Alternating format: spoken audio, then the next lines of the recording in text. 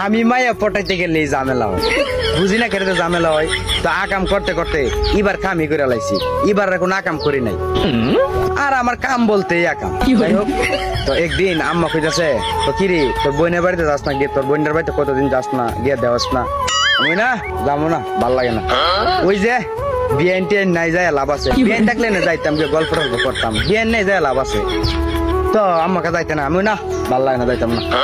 তো হঠাৎ করে আমার বোনে ফোন দিছে, ফোন দিয়া আমার কইতেছে কিরে তুই না আইবি আজকে আমাদের বাড়িতে। আমি না ভাল লাগে না, এই ঘোরা গাড়ি ভাল লাগে না।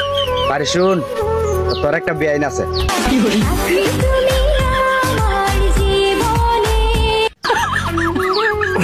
আমি কাজ সর্বনাশ, কি করলি? বিহাইন আছে? আমি কে পাগলি, আমি এমনি আইতাছি। আচ্ছা, আমি কি করছি কোনো কথা নাই, আমি সাথে রেডি হয়েছি। আমি কই কাম যখন করি সারা জীবন, আজকে কাম করে দেয়া দিব। তো যাই হোক, তারপরে তাড়াতাড়ি আমার কি দিবা, কিছু আসেনি, দেওয়া দেউ। পরে দেখো তুই না করলে যাবি না, আমি গাড়ি যাওয়া দাও পরে আগে দেউ জায়গা দুই রেগে উঠছি গাড়ি তুলছি। পরে আমি কই ভাই তাড়াতাড়ি যাও না। ও খেরে এত তারা খেরে, আমি বিয়ে করে যাইতেছি। ও আচ্ছা বিয়ে করে যাইতেছ।